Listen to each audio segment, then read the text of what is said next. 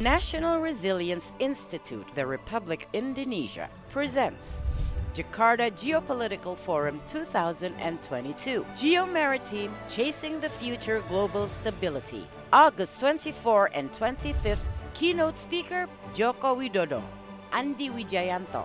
Speakers: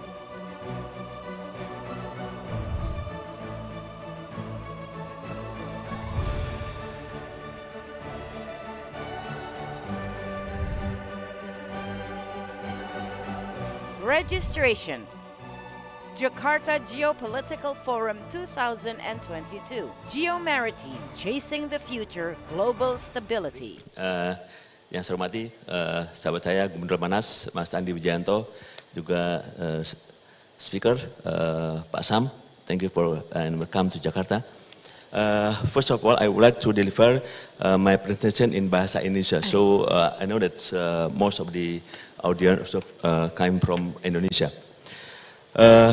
Pada topik ini saya akan berbicara tentang tadi nanti ada beberapa pembicara, ada yang fokus mengenai ekonomi, ada yang mengenai politik, ada yang mengenai dinamika antara politik dengan maritim, dan pada kesempatan ini saya akan bicara tentang bagaimana kita melihat, mereview hegemoni di kawasan Asia Pasifik. Next slide. Kalau kita melihat kawasan Asia Pasifik, kita melihat, saya akan meninjau dari sisi bagaimana Indonesia sebagai sebuah negara maritim besar. Tadi dari Gubernur Manas sudah meng-quote bahwa tidak begitu sepakat dengan middle power. Jadi saya sepakat itu, kita bicara tentang bagaimana kekuatan pertahanan Indonesia. Sebab kalau kita bicara tentang pertahanan Indonesia, kita tidak hanya berbicara tentang kekuatan angkatan bersenjata, namun kita juga berbicara tentang bagaimana peran-peran diplomasi dari sebuah negara. Kalau kita lihat posisi Indonesia is the biggest archipelagic state, so we have as a pivot of the Indonesia area. Jadi kita sebagai pivot, maka bagaimana Indonesia memerankan sebagai pivot tersebut, memerankan sebagai sebuah negara besar. Kita lihat pada slide berikut, kita akan melihat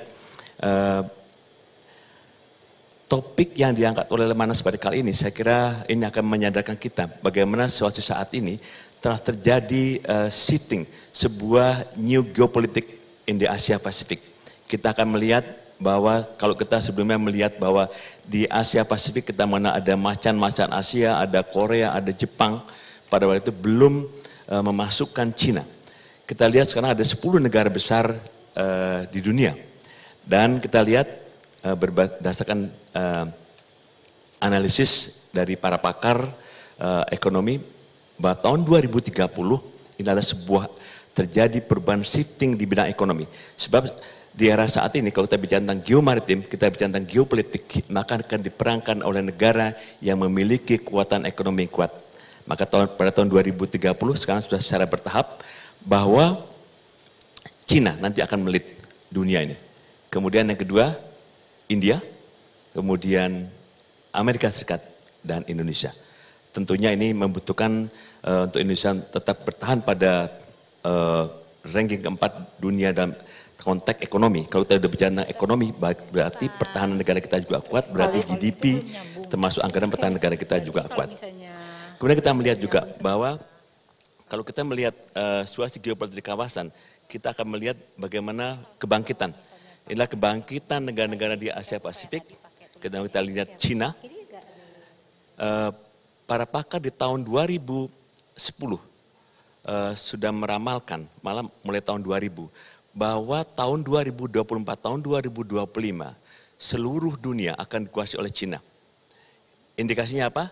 Kita lihat sekarang secara bertahap, dan itu adalah akan menjadi sebuah kenyataan bangkitnya Cina. Bagaimana bahwa istilah maritime sea power, kemudian istilah terminologi tentang maritime sea, itu sebenarnya sudah ada sejak abad ke-9.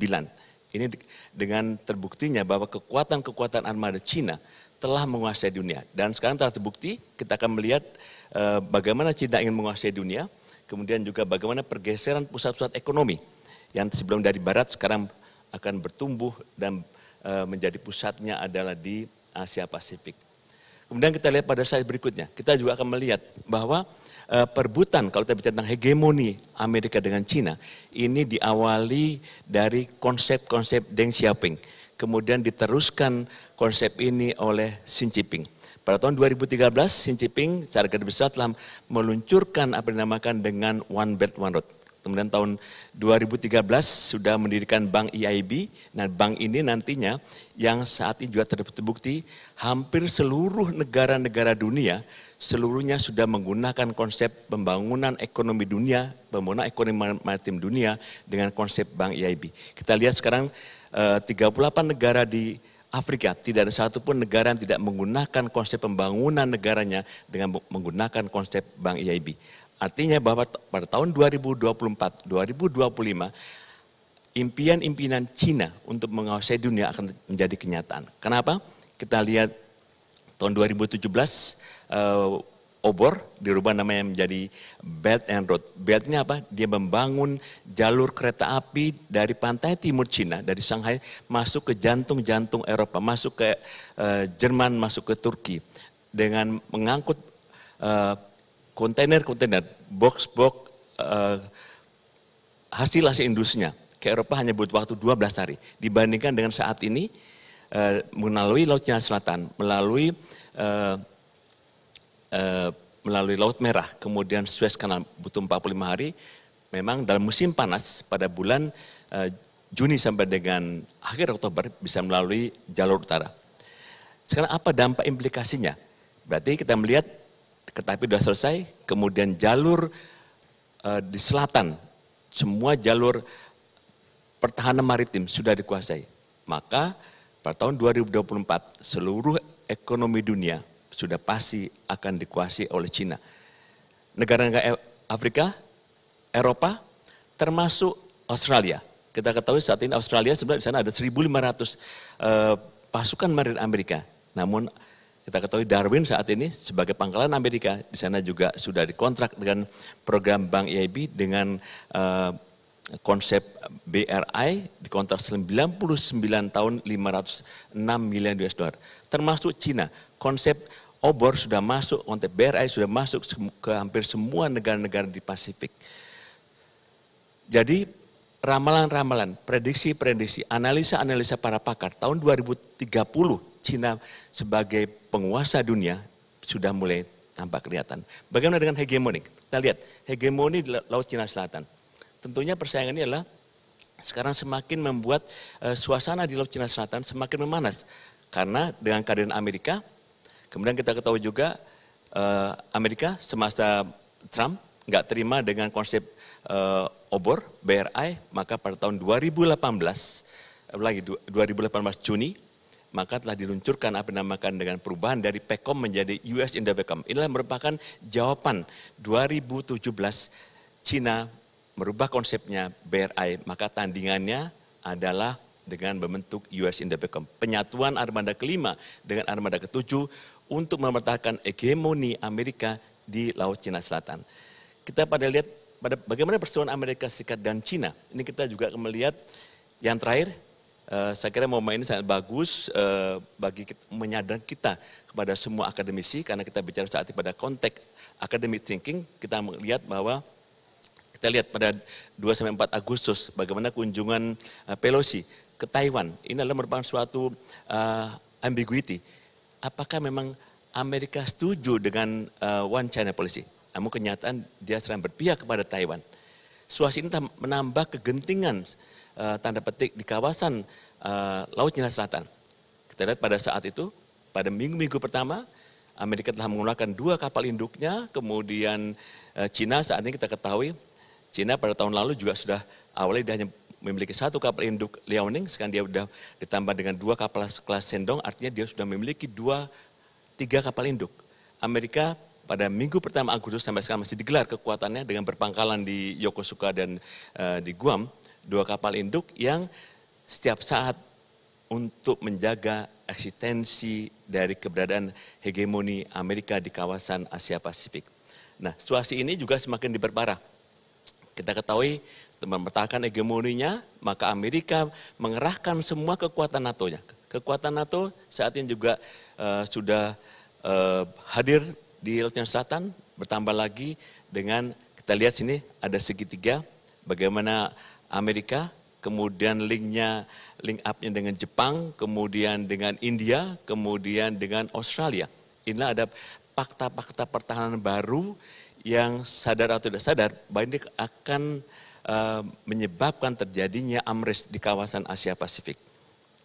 Kenapa India? India sebelum tahun 2015 dia masih malu-malu kucing dengan apakah dia mau berpihak kepada Cina atau dia berpihak kepada Amerika. Kita lihat 2015 hubungan politik Amerika dengan India semakin ketat, semakin dekat karena 2015-2016 hubungan politik antara Cina dengan India sudah semakin merenggang.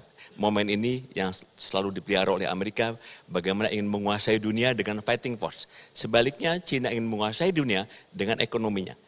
Situasi tersebut tentunya kita akan bisa melihat bagaimana peran Indonesia. Bapak Ibu sekalian, para hadirin yang berbahagia, kalau kita melihat peran Indonesia, inilah peran Pak Jokowi. Pak Jokowi di era pertama pemerintahan beliau menyampaikan untuk membawa Indonesia menjadi negara maritim besar ada 5 pilar, yaitu mulai dari pemahaman tentang budaya maritim, kemudian pemahaman tentang memanfaatkan sumber daya maritim, kemudian interconnectivity, diplomasi maritim, dan yang keempat 5 adalah pertahanan maritim. Ini bagaimana pertahanan maritim ini akan ditunjukkan kepada dunia, kepada ASEAN. Walaupun kita melihat sekarang ASEAN, para pakar mengatakan bahwa ASEAN apakah masih eksis di tahun-tahun ke depan. Kenapa? Karena ASEAN kita tahu pada KTT ASEAN ke-36, Myanmar sudah nggak diundang. Karena junta militer berjanji setahun setelah mengendalikan akan mengembalikan demokratisasi kepada rakyatnya, tidak. Sekarang kita lihat juga bagaimana Kamboja dengan Laos, juga ini sudah diambang akan dikuasai oleh Cina. So bagaimana dengan 3 tahun ke depan? Apakah ASEAN masih akan kokoh dengan 10 negara atau tinggal 7? Inilah merupakan bagaimana kita melihat leadership, strong leadership dari Pak Jokowi untuk membawa ASEAN tetap utuh. Untuk itu maka beliau sebagai presidensi dari G20, adalah merupakan pertama kalinya Indonesia mendapat kesempatan sebagai presiden G20, beliau tidak tanggung-tanggung. Di tengah bergejolaknya perang Ukraina, beliau datang ke Kiev, beliau datang ke Moskow, ini merupakan suatu komitmen beliau. Sebab kalau G20 yang diharapkan akan digelar pada tanggal 15-16 November, apabila ini dihadiri oleh semua negara-negara dunia, sebagai negara-negara yang saat ini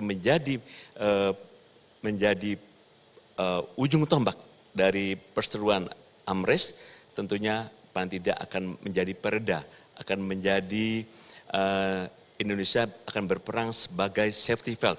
Safety valve di dalam menjaga kesabilan, ketenangan, ketentraman dunia yang ujung-ujungnya adalah ditujukan kepada menjamin keberlanjutan ekonomi yang saat ini sudah semakin